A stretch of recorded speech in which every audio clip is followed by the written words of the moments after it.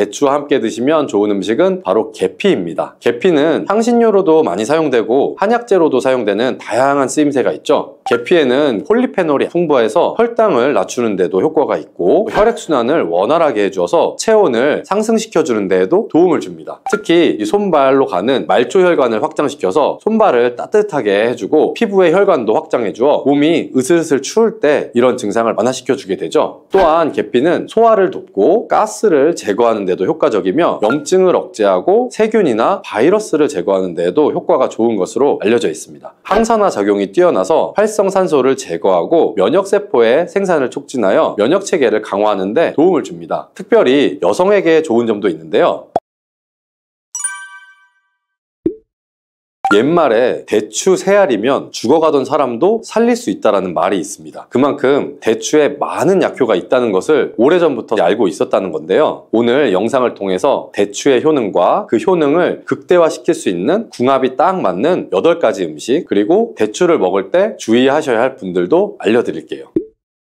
대추와 함께 먹으면 보약이 되는 음식 첫 번째는 바로 칡입니다. 대추에는 불면증을 개선하고 신경을 안정시켜주고 스트레스를 해소하는 데 도움을 주는 효능이 있습니다. 이런 효능이 칡과 함께 먹으면 약효가 배가 되어서 도움을 주게 되는데요. 대추에는 갈락토스, 메가당 등의 성분이 풍부하여 긴장을 풀어주고 신경을 안정화시켜주어 불면증을 완화시켜줄 수가 있습니다. 또한 대추 씨에는 사포닌이 함유되어 있는데 이 성분이 중추신경계를 안정화시켜주는 효과가 있어서 신경을 이완시켜주면서 수면을 유도하는 데 도움을 줍니다. 그리고 혈액순환을 개선시켜주어 몸을 따뜻하게 해주고 이로 인해 수면의 질을 향상시켜주는 것으로 알려져 있습니다. 이런 효능들이 칡 속에 함유된 이소플라본과 만나서 시너지 효과를 내게 되는데요. 칡은 우리 몸의 상체에 있는 열을 내려주어서 수면장애를 개선시켜주는 식품으로 많이 알려져 있습니다. 이소플라본이 몸에 열을 내려주고 근육의 긴장도 풀어주면서 이완시켜주기 때문에 숙면을 취하는데 도움을 줄 수가 있는 것이죠. 대추와 칡을 함께 복용하는 방법은 차로 만들어서 드시면 되는데요. 만드는 방법도 알려드릴게요. 물 3리터 정도의 대추는 8알, 칡은 약 30g 정도를 넣으시고 물이 반 정도 줄어들 때까지 끓여서 차로 따뜻하게 드시면 됩니다. 특히 여성들에게 적극 추천드리는데요. 그 이유는 칡에 함유되어 있는 이소플라본의 양이 석류나 콩에 함유된 양보다 훨씬 많기 때문입니다. 이소플라본은 중년 이후 여성들의 갱년기 증상 완화에 직접적으로 도움을 주죠. 꼭 기억하시면 좋겠습니다. 두 번째로 대추와 함께 먹으면 좋은 음식은 바로 영지버섯입니다. 영지버섯의 맛은 쓴 것이 특징이고 대추는 단맛이 특징입니다. 대추와 영지버섯이 만나면 이 영지버섯의 쓴맛을 대추의 단맛으로 중화를 시킬 수가 있고요. 영지버섯에는 베타글루칸이 풍부하게 함유되어 있어서 면역력을 강화시켜주는데 정말 좋은 음식이 되고 또한 레티난이라는 성분도 풍부한데요. 이 성분이 강력한 항암작용을 해서 암세포의 증식을 억제하고 암의 재발을 방지하는 데 도움을 줍니다. 그리고 영지버섯에는 불포화지방산이 풍부하게 함유되어 있어서 혈관 내 콜레스테롤 수치를 낮춰주고 혈액순환을 원활하게 해서 혈관 건강을 개선하는 데 도움을 주고요. 또한 영지버섯은 자율신경을 안정시켜주기 때문에 불면증을 개선하는 데에도 탁월한 효능을 발휘합니다. 한의학에서는 신경쇠약으로 작은 일에도 가슴이 뛰는 증상이 쉽게 가라앉지 않고 잠이 잘 안 오는 분들에게 처방하는 약재이기도 합니다. 이런 효능들이 대추와 만나면 그 효과가 극대화가 되는데요. 대추와 영지버섯을 함께 차로 끓여 드시게 되면 불안했던 마음도 진정이 되고 안정화가 되는 효능이 더 상승하기 때문이죠. 세 번째, 대추와 함께 먹으면 좋은 음식은 상황버섯입니다. 대추와 상황버섯을 함께 드시면 면역력과 항암 효과가 극대화되는데요. 대추에 풍부한 베툴린산 성분은 강력한 항염작용으로 염증을 억제하고 항암작용으로 암세포를 억제하여 종양 증식을 방지하는 효능이 있습니다. 이런 대추의 항염, 항암작용을 극대화하는데 상황버섯이 도움을 주게 되는데요. 상황버섯에도 다당류인 베타글루칸 성분이 풍부해서 항암 효과와 면역력을 강화하는 데 도움을 줍니다. 약재로 사용하는 대부분의 버섯에는 베타글루칸 성분들이 함유가 되어 있는데요. 식약처에서 건강기능식품의 원료로 인정한 버섯은 상황버섯, 영지버섯, 표고버섯 등이 있습니다. 네 번째, 대추와 함께 먹으면 좋은 음식은 바로 양파입니다. 대추는 간세포의 독성 수치를 정상으로 회복하는 효능이 있는데요. 이것은 대추에 함유된 사이클릭 AMP라는 성분이 항염증, 항지질의 효과를 갖고 있기 때문이에요. 이때 양파와 함께 복용을 하면 효과가 배가 되는데요. 양파에 함유된 글루타치온 성분이 간의 해독작용을 도와서 간의 피로도를 낮춰주는데 효과가 있는 것으로 알려져 있죠. 대추와 양파는 함께 차로 끓여 드시면 되는데요. 만드는 방법도 알려드릴게요. 물 2리터 정도의 대추 열알과 양파 반 개를 넣고 끓여주시고 물이 반 정도로 줄 때까지 졸여서 차로 드시면 됩니다. 5번째, 대추와 함께 드시면 좋은 음식은 바로 계피입니다. 계피는 향신료로도 많이 사용되고 한약재로도 사용되는 다양한 쓰임새가 있죠. 계피에는 폴리페놀이 풍부해서 혈당을 낮추는 데도 효과가 있고 혈액순환을 원활하게 해주어서 체온을 상승시켜주는 데에도 도움을 줍니다. 특히 이 손발로 가는 말초혈관을 확장시켜서 손발을 따뜻하게 해주고 피부의 혈관도 확장해주어 몸이 으슬으슬 추울 때 이런 증상을 완화시켜주게 되죠. 또한 계피는 소화를 돕고 가스를 제거하는 데도 효과적이며 염증을 억제하고 세균이나 바이러스를 제거하는 데에도 효과가 좋은 것으로 알려져 있습니다. 항산화 작용이 뛰어나서 활성산소를 제거하고 면역세포의 생산을 촉진하여 면역체계를 강화하는 데 도움을 줍니다. 특별히 여성에게 좋은 점도 있는데요. 자궁을 따뜻하게 만들어 주어서 여성 질환에 많은 도움을 주는 식품이고요. 계피는 다만 매운맛이 강하고 위나 식도에 자극을 줄 수가 있기 때문에 단독으로 먹기에는 불편한데요. 대추와 함께 드시면 이런 문제를 줄여줄 수가 있습니다. 6번째, 대추와 함께 드시면 좋은 음식은 생강입니다. 한의학에서는 대추와 생강을 함께 한약재로 처방을 많이 하는데요. 강삼조이라고 해서 생강 3쪽과 대추 2알을 뜻하게 됩니다. 대추와 생강을 함께 섭취하게 되면 위장이 약한 사람의 소화 기능을 도와서 영양분의 흡수율을 높이고 흡수된 성분들이 몸 전체로 잘 퍼지게 하는 작용을 할 수가 있습니다. 대추와 생강을 함께 섭취하게 되면 생강의 쇼가올 성분이 소화액 분비를 촉진해서 대추로 인한 위장의 불편함을 해결할 수가 있고 대추는 생강의 자극을 중화시켜 위장에 주는 부담을 줄여줄 수가 있습니다. 이렇게 대추와 생강을 넣고 끓인 것을 강조탕이라고 하는데요. 수족냉증이나 평소에 몸이 찬 분들이 드시면 몸이 따뜻해지는 효과를 누릴 수가 있습니다. 조금 전에 알려드린 계피까지 함께 넣고 끓이셔도 좋은데요. 만드는 방법을 알려드릴게요. 대추 5알, 생강 4쪽, 계피는 5g, 물 2리터 정도를 넣고 끓여서 반 정도 줄어들 때까지 졸이시면 됩니다. 7번째, 대추와 함께 드시면 좋은 음식은 마늘입니다. 마늘은 항암 식재료로 정말 유명하죠. 이 항암 작용뿐만 아니라 피를 맑게 해주고 면역력을 강화하는 데에도 좋은 음식입니다. 마늘은 혈관 확장을 촉진해주고 혈류를 개선해서 고혈압을 줄이는 데도 도움이 될 수가 있고요. LDL 콜레스테롤 수치를 낮추고 혈전 생성을 억제하기 때문에 심장질환, 뇌졸중의 위험을 줄이는 데도 도움이 될 수가 있습니다. 항균 및 항박테리아 특성을 지닌 알리신과 같은 화합물을 함유하고 있어서 전반적인 면역체계를 강화하는 데 도움이 됩니다. 미국의 국립암연구소를 비롯한 각종 기관의 연구에 따르면 마늘을 지속적으로 섭취한 사람이 그렇지 않은 사람에 비해서 폐암, 전립선암, 위암, 대장암 등 암 발병률이 낮은 것으로 나타났습니다. 마늘과 대추의 음식 궁합이 좋아서 대추와 마늘의 효능이 극대화가 되는데요. 마늘과 대추를 함께 먹는 대표적인 음식으로는 삼계탕이 있습니다. 8번째, 대추와 함께 드시면 좋은 음식은 통밀입니다. 통밀에는 비타민 B가 풍부하게 함유되어 있죠. 이 비타민 B는 우리 몸의 에너지 생산에 중요한 역할을 하고 신경 전달 물질인 세로토닌의 생성을 돕기 때문에 기분을 안정시키고 스트레스를 완화시키는 데에도 효과적입니다. 또한 통밀은 식이섬유가 풍부하여 장 건강에 도움을 주고 혈당 상승을 억제해주는 효능이 있어서 혈당 유지에도 도움을 줍니다. 그리고 비타민 E, 칼륨 성분이 풍부하게 함유되어 있어서 콜레스테롤이 체내에 쌓이는 것을 억제하고 혈관 건강을 유지하는 데도 도움을 주죠. 대추와 통밀을 함께 섭취하면 뇌 혈류량을 증가시켜주고 갱년기의 우울증을 완화시켜주며 스트레스 저항력을 높여주고 불안 증세를 낮춰주는 효능이 있습니다. 특히 신경성으로 나타나는 증상을 완화시켜주는데요. 신경성 위염, 신경성 장염, 불면증, 신경성 편두통 등에도 효과가 좋은 것으로 알려져 있습니다. 또한 자율신경의 균형을 잡아주기 때문에 심장 신경을 안정화시켜 주어서 마음을 편안하게 해주는 데도 도움을 줄 수가 있습니다. 대추와 통밀을 함께 끓여서 차로 만들어 드셔도 좋고요. 대추를 잼으로 만들어서 통밀빵에 발라 드셔도 좋습니다. 이 외에도 대추에 함유된 여러 비타민과 식이섬유, 플라보노이드, 미네랄 등이 노화를 방지해주는 효능이 있고 특히 대추의 식이섬유는 우리 몸에 쌓이는 발암물질을 흡착시켜서 몸 밖으로 배출해주는 효능이 있어서 암 예방에도 도움을 줄 수가 있습니다. 또 대추에 함유된 베타카로틴은 체내에 발생되는 활성산소를 제거해주며 피부 미용에도 도움을 주는 것으로 알려져 있습니다. 대추에는 번째는 칼륨이 바나나보다 2배 이상 함유돼 있어서 체내 나트륨을 배출하는 데에도 탁월한 효능을 발휘해주죠. 이로 인해서 고혈압을 방지하는 데 도움을 줍니다. 그리고 베툴린산 알파토란이라고 하는 성분이 풍부해서 위험을 억제하고 예방하는 효능도 있습니다. 대추는 이렇게 좋은 효능들로 건강에 많은 도움이 되지만 모두에게 좋은 건 또 아닙니다. 그럼 대추를 드실 때 주의하셔야 할 분들을 알려드려야겠죠.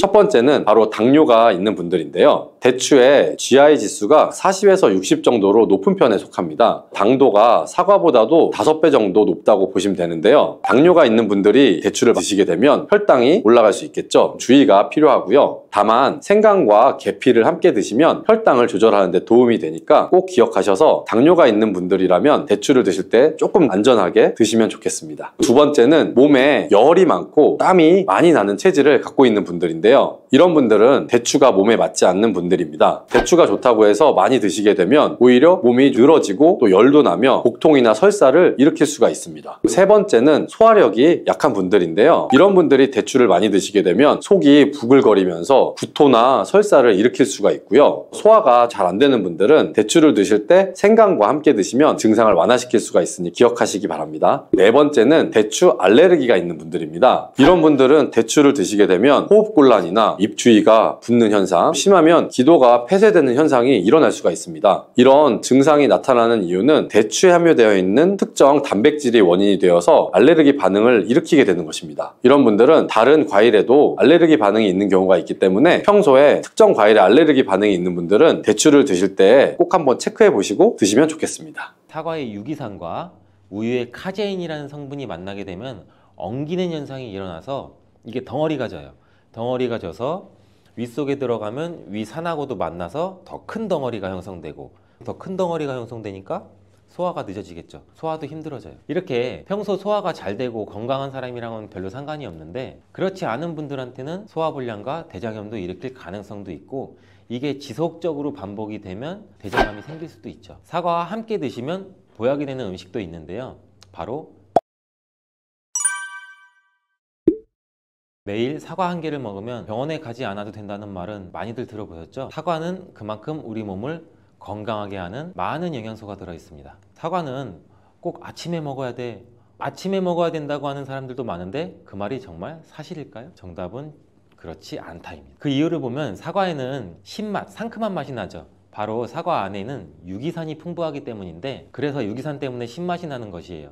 이 유기산은 우리 몸에 이로운 정도 있지만 평소에 속쓰림이 자주 있거나 위염, 식도염이 있는 분들이 아침에 공복에 사과를 먹게 되면 우리 몸의 위 점막에 심한 자극을 줄 수 있어요. 빈속에 안 그래도 속이 쓰리신 분도 많은데, 음식물이 있을 때 위 안에서 위산이 분비되고 위액이 분비돼야 중화가 되면서 우리 위도 코팅이 되고 건강한데, 음식이 없을 때 위산이 분비되면 오히려 위벽을 깎아먹게 되는 효과를 나타내거든요. 그래서 평소에 위가 약하거나 위염이 있으신 분들, 역류성 식도염이 있으신 분들, 이러신 분들 같은 경우에는 공복에 사과를 드시는 게 오히려 독이 될 수가 있습니다. 또한 마늘과 파 같은 음식은 열을 내는 음식이라고 하면, 우리 사과는 우리 몸을 차갑게 하는 과일이라서 몸이 찬 분들은 사과를 드실 때 또 주의를 하셔야 돼요. 위염 같은 증상이 있는 분들은 공복에 사과를 드시면 사과가 소화도 되지 않고 설사를 하게 될 가능성도 높고, 평소에 아랫배가 차거나 손발이 차서 수족냉증에 걸리신 분들도 많으시고 혈액순환도 안 되고, 또 생리기간 중에 있으신 여성분들도 사과를 드실 때는 주의하셔야 됩니다. 이런 분들이 사과를 드실 때는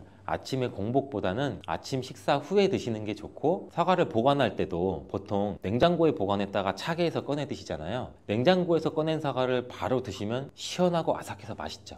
근데 미리 꺼내놓고 사과의 온도를 실온으로 맞춰서 드시는 것이 우리 위장 내부에도 좋습니다. 또한 사과를 팬에 구워 드셔도 되고 익혀 드셔도 됩니다. 그렇다면 왜 아침에 먹는 사과가 보약이라는 말이 굉장히 우리가 많이 알고 있을까요? 건강하신 분들은 사과를 아침 공복에 드시면 더욱 좋은데, 그 이유는 사과에는 펙틴이라는 식이섬유가 풍부해 우리 장 운동을 활발하게 하고 장내 노폐물을 배출하는 데 도움을 줘 하루를 건강하게 시작할 수 있기 때문입니다. 한 가지 꼭 기억하셔야 할 점은 사과를 껍질째 드셔야 한다는 것입니다. 실제 연구에서는 사과의 껍질에는 안토시아닌이나 퀘르세틴, 에피카테킨 같은 이러한 식물성 폴리페놀 성분이 사과의 그 과육보다 사과 껍질에 훨씬 더 많이 함유되어 있는 것이 밝혀졌고, 또 이러한 껍질을 버리고 깎고 먹게 되면 사과의 좋은 영양소는 극히 일부만 드시게 되는 것이죠. 사과에는 펙틴 말고도 정말 다양한 영양소가 있는데 사과에는 어떤 효능이나 영양소가 있는지 한번 알아보겠습니다. 사과는 먼저 장을 건강하게 해줘요. 요즘 프로바이오틱스, 프리바이오틱스 굉장히 많죠, 유산균. 이렇게 사과가 천연 프리바이오틱스로서 장내의 우리 몸, 장 안에 좋은 균을 많이 생기도록 해주는 작용을 해줍니다. 이렇게 장내에 좋은 균이 많이 생기게 되면 장의 환경이 좋아지는 건데, 그렇게 되면 단맛, 자극적인 맛이 강한 가공식품에 대한 식욕도 줄어들고 건강한 식품을 먹고 싶은 욕구도 늘어나게 돼요. 또 장이 건강해지면 우리 면역력이 또 좋아지고, 이렇게 다 선순환으로 이어져 가는 건데, 장에는 물론 좋은 세균, 나쁜 세균들이 굉장히 많이 존재가 해요. 근데 좋은 세균만 많아도 안 되고 나쁜 세균만 많아도 안 돼요. 좋은 세균, 나쁜 세균이 어느 정도 밸런스를 이루어져서 우리 몸의 면역력을 형성하게 되는데, 그때도 굉장히 중요한 게 프로바이오틱스, 프리바이오틱스, 우리가 흔히 많이 먹는 유산균입니다. 사과에도 아까 말씀드린 프리바이오틱스가 들어있고, 또 사과를 드시면 자연스럽게 체중도 줄어들고 다이어트하는 효과까지 누릴 수 있게 돼요. 이렇게 사과를 먹게 되면 장내에서 소화가 되면서 뷰티르산 같은 단세지방산이 만들어지게 되는데, 이 지방산이 우리 몸에 손상된 장벽을 회복시켜주는 역할을 해줘서 우리 장이 건강해지는 거예요. 장벽을 회복시키는 것이 중요한 이유가, 우리 장벽이 손상되면 손상된 곳에 독소들이 하나하나씩 침투가 되게 되고, 증상이 심해지면 장누수증후군이라는 질병도 발병이 되고, 이런 증상이 나타나면 독소들이 혈액을 타고 돌아다니게 되고 악순환이 반복이 되는 거죠. 그래서 장이 안 좋아지면 피부에 염증도 일으킬 수가 있고, 아토피와 같은 면역력이 이제 과잉되거나 면역력의 불균형 증상을 일으킬 수 있게 되는 거죠. 이렇게 사과를 드시면 이런 증상을 예방해 장이 건강해져 피부도 탄력 있게 밝아지게 하는 효과도 있고, 사과 속의 풍부한 펙틴이 아까 장 운동도 활발하게 한다고 말씀드렸잖아요. 그렇게 되면 암을 유발할 수 있는 물질들이 장내에 오래 머물지 못하고 결국 대장암의 발병률도 서서히 줄어들게 되죠. 그리고 사과는 혈관도 깨끗하게 해주는데, 혈관을 깨끗하게 해주면 뇌졸중, 고혈압, 심근경색, 그런 혈관 질환도 같이 예방할 수 있게 되고, 이렇게 혈관에 활성산소가 많아지게 되면 혈전이 생겨 혈액순환을 방해하기도 하고 혈관세포를 손상시켜 노화를 촉진시키기도 하는데, 이러한 활성산소를 제거해 주는 게 우리가 흔히 알고 있는 항산화 영양제라고 해요. 말 그대로 활성산소가 우리 세포의 노화를 촉진시켜주고 우리 세포를 더 늙게 만들거든요. 이러한 것들을 제거해주는 항산화 영양소를 같이 섭취해주는 것도 매우 중요한데, 그 항산화 영양소도 사과에 들어있다는 것을 알고 계시면 좋을 것 같습니다. 또한 이러한 활성산소를 제거해서 혈전이 생기는 것을 억제하는데 가장 큰 역할을 하는 게 플라보노이드 계열의 루틴이라는 성분인데, 이 루틴이 사과에 굉장히 많이 들어있어요. 또한 사과에는 칼륨도 굉장히 많이 함유되어 있어서, 칼륨은 혈관 내에 나트륨을 몸 밖으로 배출해주는 역할을 해요. 나트륨은 수분을 흡수하는데 칼륨이 부족하면 나트륨도 배출되지 않습니다. 이 나트륨은 혈압이 상승하며 혈관에 노폐물을 쌓이게 만드는데, 사과를 섭취해서 칼륨을 공급해주면 혈압도 방지할 수 있고 노폐물을 배출시켜주는 역할도 같이 할 수 있습니다. 또한 이러한 칼륨은 혈관을 확장시키는 작용을 해서 혈액순환도 원활하게 하고 심장 박동도 안정시키고 심장의 기능도 강화하는 데 도움을 줄 수 있는 성분이에요.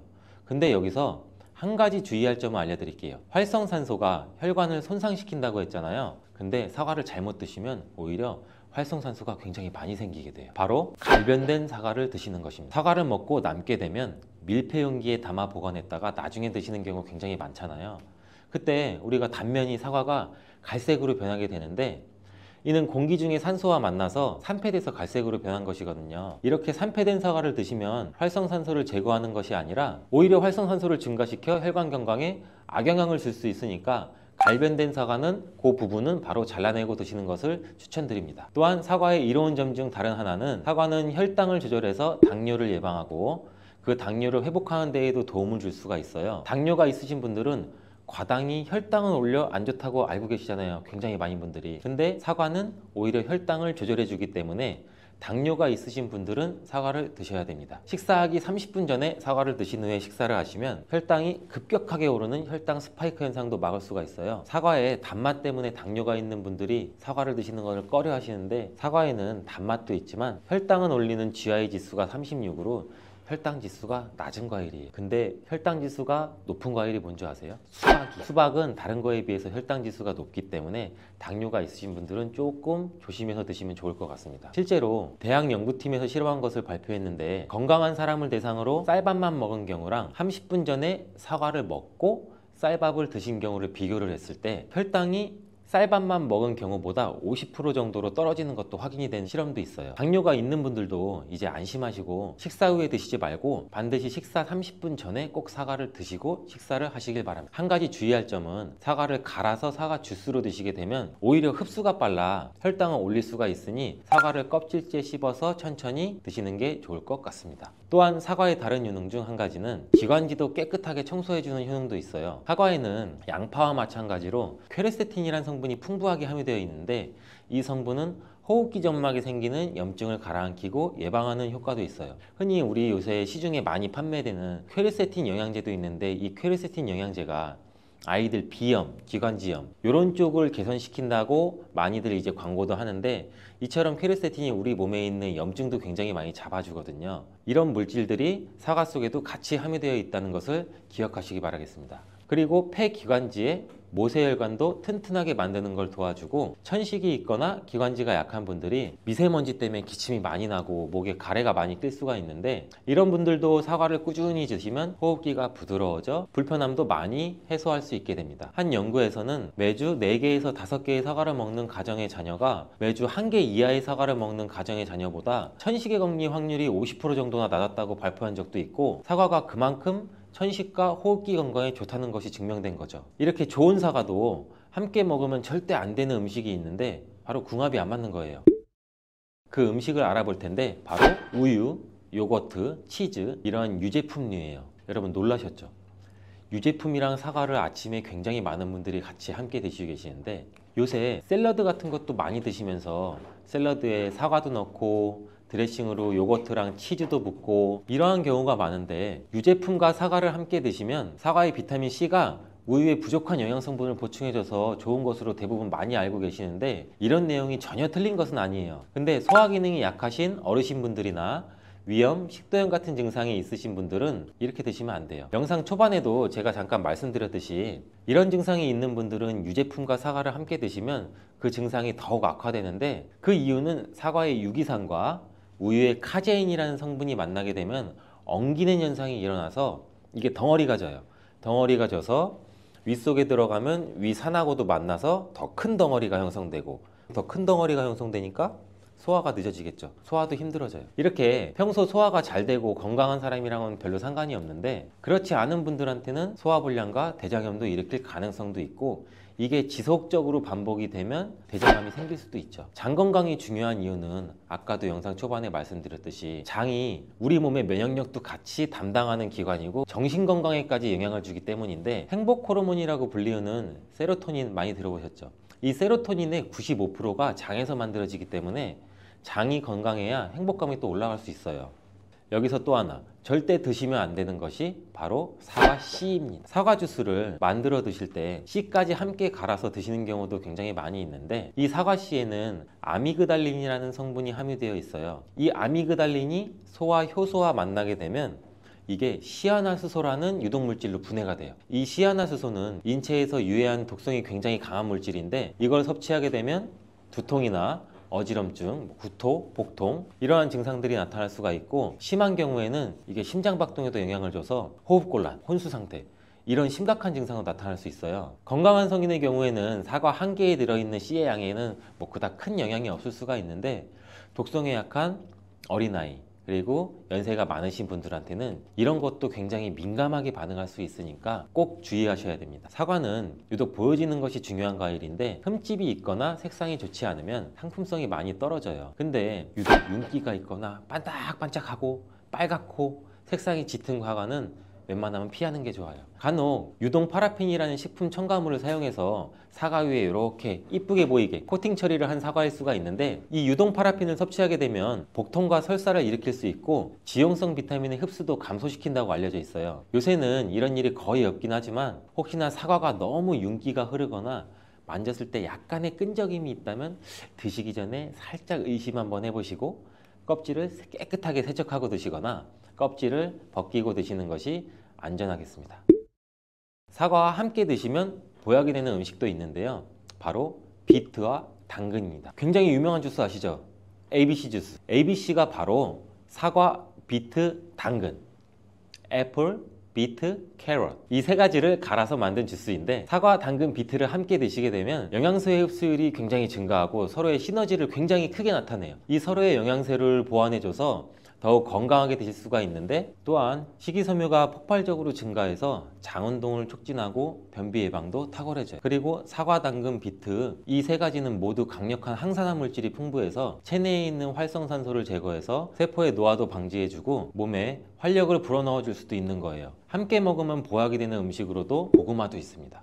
이 고구마에는 베타카로틴이라는 성분이 풍부해서 항암작용과 함께 면역력도 같이 강화해 주는데 혈관 건강에도 도움을 줄 수가 있어요. 고구마를 드시면 소화가 잘 안 되는 증상도 나타날 수가 있는데 이게 왜 그러냐면 고구마 속에 함유되어 있는 아마이드라는 성분이 장에서 이상 발효를 일으켜서 가스가 차고 소화불량 증상도 같이 나타나는 건데 이때 같이 사과와 함께 드시면 사과에 함유된 펙틴이 아마이드의 이상 발효 증상을 억제해서 가스가 차는 증상을 발생하지 않도록 도와주게 돼요. 또한 이러한 사과의 효능 중 하나인 혈관을 깨끗하게 하는 것을 고구마의 베타카로틴이 도와줘서 이 효능이 극대화가 돼서 건강에 정말 좋은 음식 궁합도 될 수 있답니다. 이렇게 노랗게 변한 바나나는 색깔만 변한 것이 아니라 성분에도 변화가 생기게 돼요.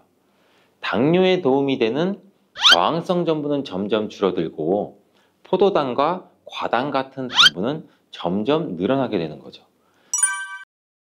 바나나는 속살이 부드럽고 달콤해서 남녀노소 누구나 좋아하는 과일 중 하나죠. 먹기도 편하고 다이어트에도 좋다고 알려지면서 굉장히 많은 분들이 먹게 되는 과일이 바로 바나나죠. 이 바나나도 함께 먹으면 보약이 되는 궁합이 좋은 음식이 있고 또 함께 먹으면 오히려 독이 되는 음식도 있답니다.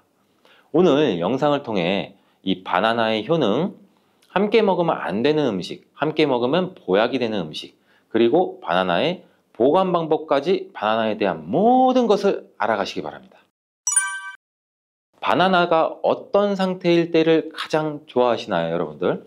저는 이쁘게 노란색으로 숙성되었을 때 먹는 것을 굉장히 좋아하는데 그 이유는 초록색일 때는 아직 단맛도 조금 덜하고 식감도 약간 서걱서걱하고 약간 맛이 없는 것 같고 근데 또 갈색의 반점이 생기면 왠지 먹기에도 좀 찝찝하고 시간이 더 지나면 상한 것처럼 무르고 이런 생각도 들어서 먹기에 좀 꺼려지는데 근데 초록색 바나나, 노란색 바나나, 갈색 바나나 각각의 영양소가 달라진다는 사실 알고 계시나요?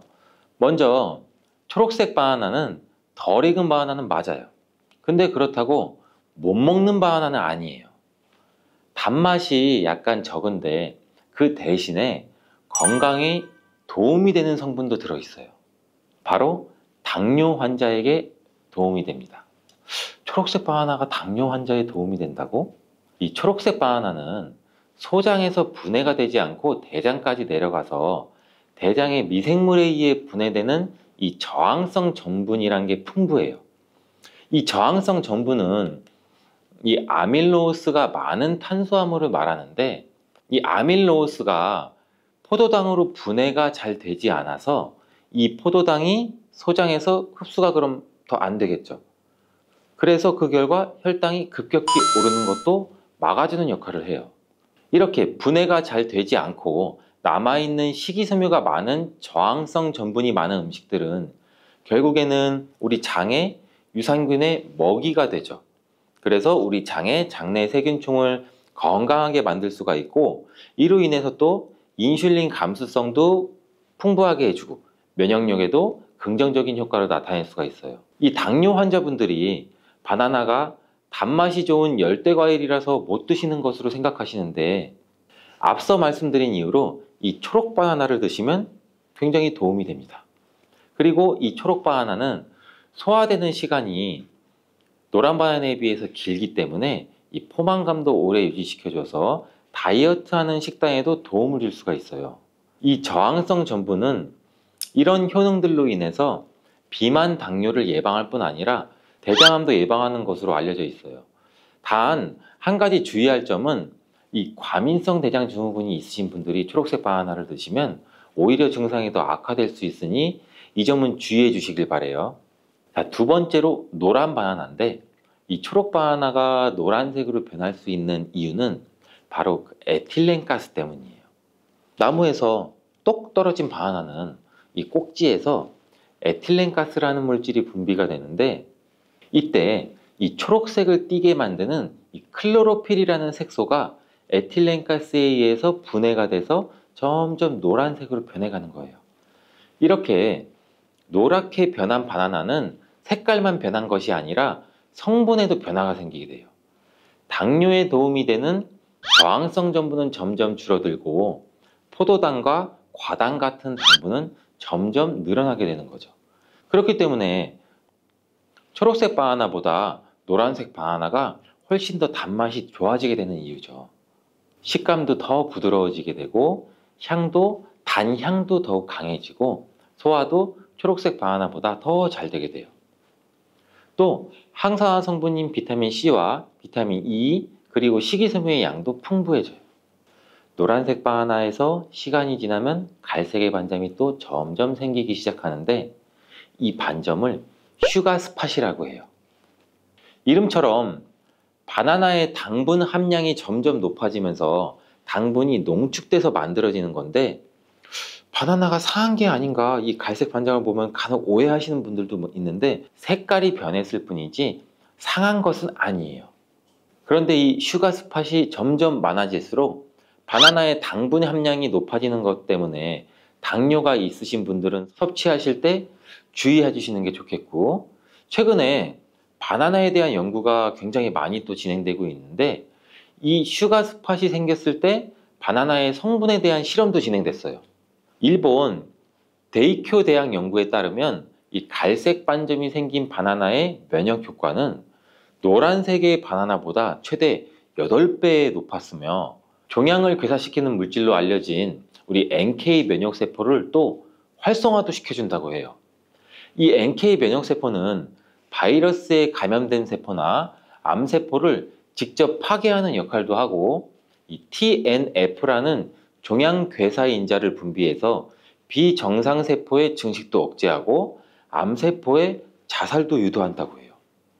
이게 무슨 말이냐면, 쉽게 설명드려서 갈색 반점이 생긴 바나나는 면역력도 강하게 만들어주고 암 예방과 치료에도 도움을 줄 수 있다는 결과라고 보이죠. 이 바나나에 함유되어 있는 성분을 살펴보면 흔히 알고 있는 칼슘, 마그네슘, 다양한 미네랄도 풍부하게 함유되어 있잖아요. 또한 우리 몸에 에너지를 공급해주는 탄수화물도 풍부하게 함유하고 있어요. 운동 경기를 우리가 TV로 보다 보면 선수들이 중간에 바나나를 먹는 장면을 볼 수 있는데, 운동 중에 바나나를 먹으면 이 풍부한 탄수화물로 인해 에너지를 빠르게 공급해줘서 이 폭발적인 힘을 내는데도 도움을 줄 수 있다고 해요. 나이가 들면서 점점 몸 안의 호르몬이나 에너지 균형도 깨지고 건강도 점점 안 좋아지게 되는데, 특히 혈관 건강에 문제가 생기는 경우가 굉장히 많이 있어요. 이 혈관 건강에 문제가 생기면서 나타나는 대표적인 증상이 고혈압이 되겠죠. 이 때문에 나이가 들면서 혈압도 관리하는 게 굉장히 중요한데, 바나나에 풍부하게 함유된 칼륨은 세포의 삼투압과 수분의 평형을 유지 기능을 수행해서 몸 안에 나트륨을 배출하는 데 굉장히 많은 도움을 줘서 혈압을 조절하는 데도 도움을 준다고도 알려져 있죠. 성인의 하루 칼륨의 권장 섭취량이 남성은 약 한 4,700ml 정도 되고 여성은 3,500ml 정도 되는데, 실제로 섭취하는 칼륨의 양은 남성은 55%, 여성은 75% 정도만 섭취하는 것으로 통계를 통해 확인할 수도 있어요. 칼륨이 체내에서 부족하게 되면 혈압도 오르고 우리 심장에 무리도 줄 수 있으면서 이 근육의 경련도 일어나게 돼요. 또 힘이 빠지는 무기력증 등의 대표적인 증상도 나타날 수가 있죠. 또 바나나 한 개에는 하루 권장 섭취량의 약 15%의 칼륨이 함유되어 있어 우리가 부족한 칼륨을 보충하는데 탁월한 도움도 줄 수 있죠. 또 바나나에는 비타민 B6도 풍부한데, 이 비타민 B6는 피리독신이라고 불리우는데 인체의 기능을 정상적으로 유지하는 데 굉장히 중요한 역할을 하는 수용성 비타민이에요.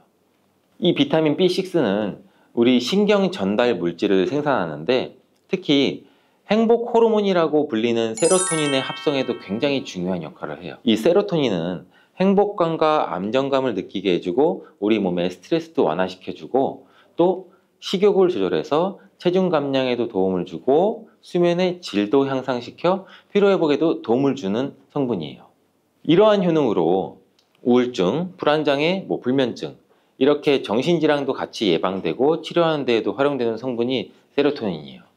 쉽게 말해서 바나나를 섭취하면 행복감을 높일 수 있는데 도움을 줄 수 있다는 거죠. 또 비타민 B6는 우리 몸의 호모시스테인 농도도 조절해줘서 이 심혈관 질환이나 뇌혈관 질환도 예방하고 단백질을 분해해서 몸에 에너지를 공급하는 데도 도움을 줘서 우리 바나나를 먹으면 힘이 나는 거예요. 이렇게 좋은 효능이 있는 바나나도 함께 먹이면 오히려 독이 되는 식품이 있는데 그 첫 번째가 바로 우유예요. 엥? 우유? 바나나 우유? 이 그렇게 유명한 바나나 우유도 있는데 무슨 말을 하는 건지 이렇게 생각하시는 분들도 있죠. 맞아요.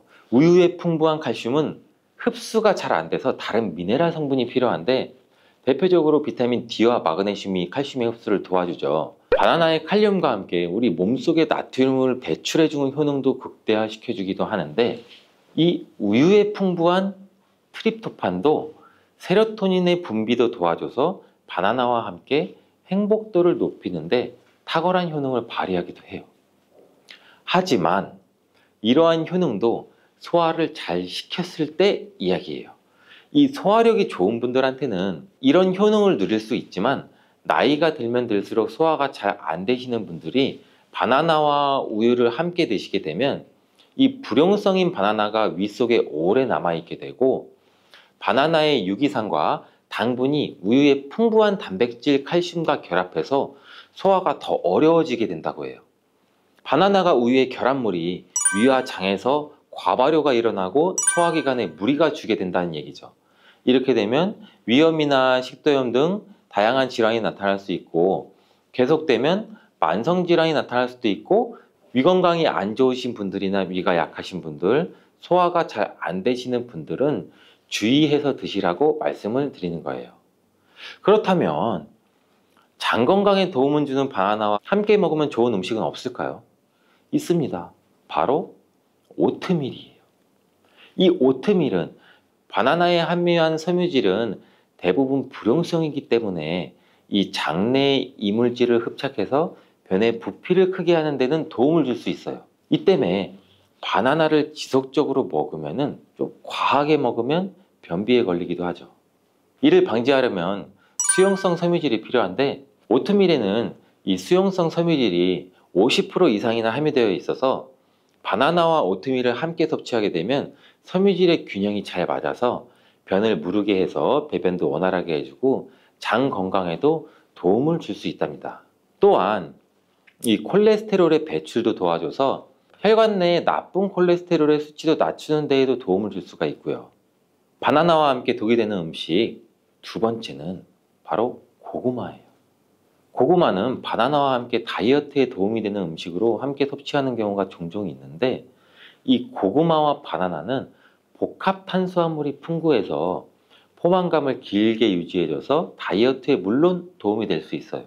하지만 한 가지 문제가 있는데 바나나와 고구마 둘 다 칼륨 함량이 높다는 거예요. 칼륨은 과다하게 섭취하게 되면 우리 몸에 고칼륨 혈증을 일으킬 수도 있고 이로 인해서 무력감이나 피로감, 메스꺼움, 구토, 호흡곤란 이런 증상도 올 수가 있으며 심한 경우 저혈압이나 부정맥, 근육마비나 심장마비 이런 심각한 부작용도 나타날 수가 있는데 소량 섭취하면 큰 문제가 되지 않지만 과량 섭취 시 신장이 약하신 분들 또 몸에서 칼륨 배출이 원활하지 않기 때문에 고구마와 바나나를 지속적으로 과다하게 함께 드시게 되면 신장도 망가뜨릴 수가 있어서 이런 점을 주의하면 좋다고 말씀드리는 거예요. 바나나와 함께 먹으면 보약이 되는 음식은 오트밀에 이어서 파인애플이 있어요. 이 바나나와 파인애플에는 브로멜라인이라는 효소가 풍부한데 이 효소는 운동 후에 생기는 근육의 염증을 빠르게 회복시키고 또한 근육의 피로회복에도 도움을 주는 것으로 알려져 있어요. 또한 바나나와 파인애플을 함께 드시게 되면 단백질 분해를 극대화해서 소화도 돕고 소화기 질환에도 예방하는 효과를 가져요. 바나나와 함께 먹으면 보약이 되는 음식, 이 세 번째는 바로 카카오예요. 바나나는 이 도파민이라는 신경을 자극하는 물질이 많이 함유가 되어 있는데, 카카오에는 이 도파민 생성의 원료가 되는 아미노산이 풍부해서 카카오와 바나나를 함께 드시면 이 행복도를 높이는 효능이 극대화가 될 수가 있어요. 카카오에는 폴리페놀과 이 플라보노이드 등의 항산화 물질이 풍부해서 우리 몸의 활성산소도 제거해주고 세포의 노화도 방지해줘요. 바나나에도 항산화 물질인 베타카로틴과 비타민 C가 풍부해서 카카오와 바나나를 함께 드시면 항산화 효과도 같이 높일 수가 있는 거죠. 바나나와 함께 먹으면 보약이 되는 음식 이 네 번째는 바로 견과류예요. 바나나와 견과류를 함께 드시면 이 세로토닌의 분비가 촉진이 돼서 마음을 차분하게 하고 숙면을 취하는 데도 도움이 돼요. 또한 바나나의 풍부한 마그네슘은 근육의 이완을 돕고 견과류의 트리토판을 세로토닌으로 바꿔주는 성분인 이 비타민 B6가 바나나에 풍부해서 견과류와 바나나를 함께 드시면 불면증과 우울증을 예방하고 개선시킬 수 있는데 도움을 줄 수 있다고 하네요. 자, 이제 그럼 바나나의 보관법을 한번 알아볼 텐데, 바나나를 보관하실 때는 바나나의 꼭지 부분을 랩이나 호일로 감싸주신 상태에서 바나나 거리 같은데 걸어두시는 게 좋아요. 그렇게 하면 바나나 꼭지에서 나오는 에틸렌 가스를 어느 정도 차단해줘서 숙성되는 것을 방지해서 조금 더 오래 보관할 수 있고, 그리고 열대 과일인 바나나는 냉장고에 보관하게 되면 냉해를 입어 바나나 색이 굉장히 빠르게 검은색으로 변하게 돼요. 바나나를 오래 보관하시려면 껍질을 벗긴 상태에서 먹기 좋은 크기로 잘라서 냉동 보관하셨다가 드시는 것도 추천을 드리겠습니다. 빈혈이 있는 분들이 들깨를 꾸준히 섭취를 하시면 이 빈혈도 개선하는데 굉장히 많은 도움을 받을 수가 있어요. 이렇게 좋은 들깨가 가장 취약한 단점이 있어요. 그건 바로 열에 약하고 쉽게 산패된다는 거예요. 통들깨보다는 들기름으로 많이 섭취하게 되는데, 이 들기름을 짤 때 굉장히 좋아요. 들기름을 짤 때 보통은 200도 이상으로 가열을 해서 들기름을 볶아서 기름을 짜게 되는데, 이때 몸에 좋은 오메가3 지방산이 대부분 파괴가 많이 돼요. 그래서 들기름을 드실 때는 저온에서 압착한 기름을 사용하시는 것이 좋습니다. 저온 압착류 또는 생들기름이라고도 하는데, 이 기름을 요리에 사용할 때도 열에 오랫동안 가열하지 말고 요리가 끝나갈 무렵에 촉촉촉 이렇게 들기름을 넣어 주시거나 먹기 직전에 드레싱해서 드시는 게 굉장히 좋습니다. 또한 이 들기름은 산패가 쉽게 되는데, 이 들기름이 산패되면 벤조피렌이라는 물질이 생성되는데 이게 1급 발암 물질이에요. 이 산패된 들기름을 지속적으로 드시게 되면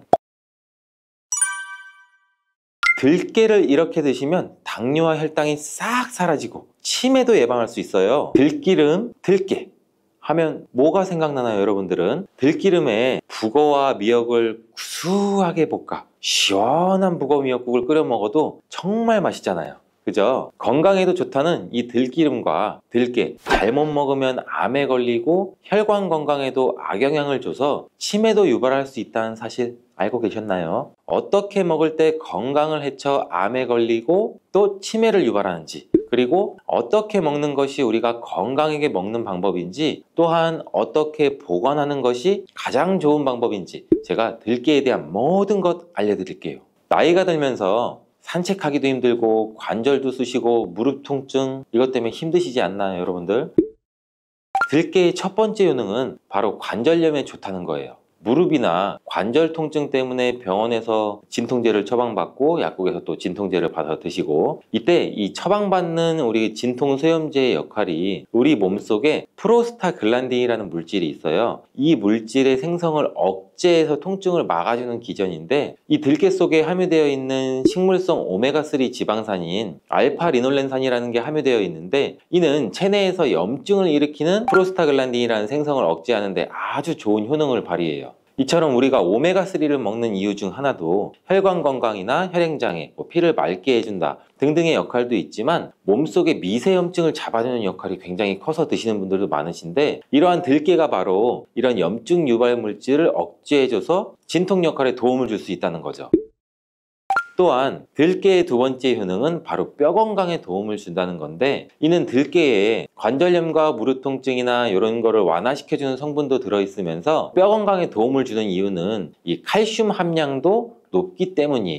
이 들깨 100g에는 약 한 390ml 정도 되는 칼슘이 함유가 되어 있다고 하는데 뼈 건강에 아주 도움을 줄 수 있는 좋은 식품이기도 해요. 이러한 들깨를 꾸준히 섭취하면 이처럼 칼슘의 흡수도 많아져 골다공증 예방에도 참 좋은데, 중년 이후 노화가 진행될 때 영양 불균형이 생기면서 많이 발생이 하게 되는데, 여성의 경우 폐경 이후에는 골밀도가 많이 감소가 되고 골다공증 발생되는 확률도 높아진다고 해요. 골다공증으로 인해서 노인들의 골반 골절이 일어날 수가 있는데, 이 골반 골절로 인해서 65세 이상이신 분들은 30%가 1년 내에 사망하고, 또 80세 이상인 분들은 50%가 2개월 이내에 사망을 할 수도 있다고, 굉장히 위험하다고 해요. 그럼 노인들에 대한 뼈 관리는 굉장히 중요하겠죠. 이 골다공증 관리에 뼈 건강을 유지하고 골절 위험을 줄이기 위해서도 굉장히 중요해요. 뼈 건강을 위해서 우리 들깨를 꾸준히 섭취하는 게 좋겠죠. 나이가 들면서 깜빡깜빡하는 일도 잦아지고 기억력도 떨어져서 고민되시는 분들 많으시죠? 이제는 걱정하지 마세요. 세 번째 들깨의 효능은 바로 뇌 건강, 뇌신경을 튼튼하게 해주고 기억력도 높여주고 치매를 예방하는 데 도움을 줄 수 있다는 거예요. 이렇게 좋은 효능이 있는 이유는 잠깐 말씀드린 대로 오메가3가 풍부하게 함유가 되어 있는데, 이 오메가3는 보통 흔히들 알고 계시듯이 등푸른 생선에 많이 함유되어 있다고 알고 계시잖아요. 이것은 동물성 오메가3고 식물성 오메가3인 이 알파 리놀렌산이라는 거는 들깨에 많이 들어있어요. 이 들깨에 함유된 지방산 중에서 이 60% 정도나 차지하는 게 바로 이 알파 리놀렌산인데, 이 알파 리놀렌산은 뇌신경 보호에 탁월한 효과가 있는데, 어떻게 뇌신경을 보호하느냐? 뇌신경에 염증을 일으켜서 망가뜨리는 이 사이토카인이라는 물질이 있는데, 이러한 사이토카인이라는 물질의 분비를 감소를 시키고, 또 알츠하이머 치매 환자의 뇌에서 많이 발견되는 이 비정상적인 단백질이라는 게 있어요. 이게 베타 아밀로이드라고 하는데, 바로 이 알파 리놀렌산이 이 베타 아밀로이드를 감소시키기 때문이에요. 참치에도 많이 함유되어 있다는 DHA 많이 들어보셨죠? 이 DHA가 대표적인 뇌기능 강화 물질인데, 이 DHA가 우리의 기억력도 높여주는 데 도움 주고 또 학습 능력 또한 좋게 만들어주는데, 이 DHA는 체내에서 잘 합성이 되지가 않아서 식품으로 섭취를 하는 게 좋아요. 이 들깨에 함유된 알파 리놀렌산이 흡수될 때 바로 이 DHA로 전환이 돼요. 그래서 어린이 전용 오메가3 같은 경우에서도 약국에서 많이 보시면 이 EPA보다는 DH 함유량이 높은 영양제도 굉장히 많이 찾아볼 수가 있는데, 이렇듯 들깨가 뇌신경이나 뇌 건강에 좋은 이유가 바로 이것 때문이에요. 네 번째 들깨의 효능은 이 심장을 건강하게 하고 혈관의 노화를 막아주는 데 도움을 준다는 거예요. 이 알파 리놀렌산이 체내에 흡수될 때 DHA로 변환된다고 제가 말씀드렸잖아요. 그뿐만 아니라 EPA로도 변환이 되는데, 이 EPA가 어떤 역할을 하냐면 바로 혈소판 응집을 억제해서 혈관에 혈전이 생기는 것도 막아주는 효능도 같이 가지고 있어요. 물론 혈액순환도 도와주겠지만, 그리고 혈관은 튼튼하게 하는 효능과 혈액의 중성지방과 나쁜 콜레스테롤인 LDL을 낮추고 또 좋은 콜레스테롤인 HDL을 높여주는 역할도 같이 해요. 이 미국의 심장협회에서는 허혈성 뇌졸중이나 심장마비로 인한 돌연사, 관상동맥 질환 등의 위험을 감소시키기 위해서 매주 1회에서 2회 이상 오메가3 지방산이 풍부한 등푸른 생선을 섭취하는 것이 도움을 준다고도 발표를 했어요. 근데 이 오메가3 지방산의 함량을 살펴보면 이 100g당 오메가3 지방산의 함량이 연어에는 한 11.5g, 고등어에는 9.9g, 들깨에는 무려 63.1g이나 함유가 되어 있다고 해요. 굉장히 많이 함유되어 있죠. 이렇듯 들깨에는 연어에 비해서 5배 이상 들어있다는 건데, 들깨를 꾸준히 드셔서 혈관도 건강하게, 심장도 튼튼하게 유지하시기 바라겠습니다. 다섯 번째 들깨의 효능은 바로 변비에 좋다는 거예요. 이 들깨의 껍질에는 식이섬유가 굉장히 풍부한데, 들깨 100g에는 약 18g 정도로 풍부한 식이섬유가 함유가 되어 있어요. 이 식이섬유는 우리 장내에서 수분을 흡수하게 되는데 이 수분을 흡수하게 되면 대변도 무르게 해주고 장 운동도 촉진해서 변비를 예방하는 데 도움을 줘요. 또한 불포화 지방산도 굉장히 풍부한데 들깨에 함유되어 있는 이 리놀렌산이 대장의 염증도 억제해주고 변비로 인해서 발생할 수 있는 이 대장 질환 또한 예방하는 데 도움도 줄 수 있어요. 여섯 번째 들깨의 효능은 바로 이 췌장을 건강하게 하는데 도움을 준다는 거예요. 들깨에는 또 루테올린이라는 성분이 풍부하게 들어있는데 이 성분은 몸 안에서 인슐린에 대한 반응도를 높이는 기여를 해요. 이게 무슨 말이냐면 우리 췌장에서 인슐린이 분비가 되죠. 인슐린이 조금만 분비하게 돼도 몸 안에서 이 인슐린에 대해서 반응을 잘하면 혈당이 급격히 올라가는 것도 막아주고 또 췌장에서 인슐린 분비도 멈추는 역할을 하겠죠. 이렇게 췌장의 부담을 많이 덜어줄 수 있다는 거예요. 루테올린을 통한 인슐린 반응도가 높아지면 당뇨도 예방할 수 있고 혈당 조절에도 많은 도움을 받을 수 있어요. 일곱 번째 들깨의 효능은 알레르기성 질환을 예방하는 데 도움을 주는 건데 들깨에 오메가3 지방산이 많이 함유되어 있다고 했잖아요. 이 오메가3 지방산이 염증을 억제하고 면역력을 강화시키고 이러한 효과가 있어서 알레르기 증상도 예방하고 완화시키는 데 도움도 줄 수 있어요. 그리고 또 비타민 E가 풍부하게 함유가 되어 있는데 이 비타민 E는 항산화 작용이 뛰어나고 알레르기 반응을 일으키는 물질인 히스타민의 분비를 억제하는 효과도 있어요. 여러분들이 처방받는 항히스타민제 굉장히 유명한 제품들 많잖아요. 약국 가면 이거와 비슷한 비전이라고도 뭐 어찌 보면 그렇게 볼 수가 있겠죠. 여덟 번째 들깨의 효능은 빈혈에 좋다는 거예요. 들깨에 약 100g에는 철분이 14mg 정도 함유가 되어 있는데 이는 시금치의 약 2배에 해당이 돼요. 시금치보다도 이 철분 함량이 높아서 빈혈에 도움을 줄 수도 있고 그뿐 아니라 이 들깨에 함유된 비타민 B12라는 성분은 이 조혈작용 즉 피를 만들어주는 작용을 도와주는데 이 조혈작용이란 그 혈액 속에 혈구를 어떻게 보면 만들어내는 과정을 말하죠. 빈혈이 있는 분들이 들깨를 꾸준히 섭취를 하시면 이 빈혈도 개선하는데 굉장히 많은 도움을 받을 수가 있어요. 이렇게 좋은 들깨가 가장 취약한 단점이 있어요. 그건 바로 열에 약하고 쉽게 산패된다는 거예요. 통들깨보다는 들기름으로 많이 섭취하게 되는데 이 들기름을 짤 때 굉장히 좋아요. 들기름을 짤 때 보통은 200도 이상으로 가열을 해서 들기름을 볶아서 기름을 짜게 되는데 이때 몸에 좋은 오메가3 지방산이 대부분 파괴가 많이 돼요. 그래서 들기름을 드실 때는 저온에서 압착한 기름을 사용하시는 것이 좋습니다.